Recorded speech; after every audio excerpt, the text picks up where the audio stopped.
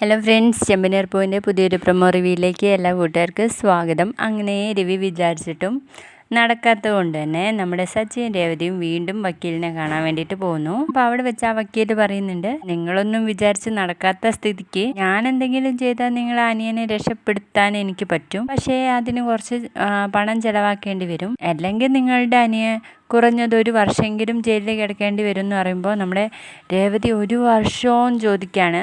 അങ്ങനെ വേണ്ടെങ്കിൽ കുറച്ച് പണമൊക്കെ ചിലവാക്കേണ്ടി വരും എന്ന് പറയുന്നു. അപ്പോൾ അവരുടെ കയ്യിലെടുക്കാനും പണമൊന്നും ഇല്ലാത്തതുകൊണ്ട് തന്നെ ചന്ദ്രയുടെ കാല് പിടിക്കാൻ തന്നെ നമ്മുടെ രേവതിയും വീട്ടുകാരും തീരുമാനിക്കുന്നു. അങ്ങനെ രേവതിയുടെ അമ്മയും ദേവും കൂടി ഭാമയുടെ വീട്ടിലേക്ക് വരികയാണ് കേട്ടോ. അപ്പോൾ ഭാമ വരെ കണ്ട സ്ഥിതിക്ക് കയറിയിരിക്കാൻ വേണ്ടിയിട്ട് പറയുന്നുണ്ട്. അപ്പോഴേക്കും ചന്ദ്ര വന്നിട്ട് പറയും, ഇവരോട് കയറിയിരിക്കാൻ വേണ്ടിയിട്ട് നീ പറയുന്നു, ഇറങ്ങി പോകാൻ വേണ്ടി പറ രണ്ടിനോടെന്ന് പറയുമ്പോഴേക്കും രേവതിയും കൂടെ അങ്ങോട്ടേക്ക് വരികയാണ്.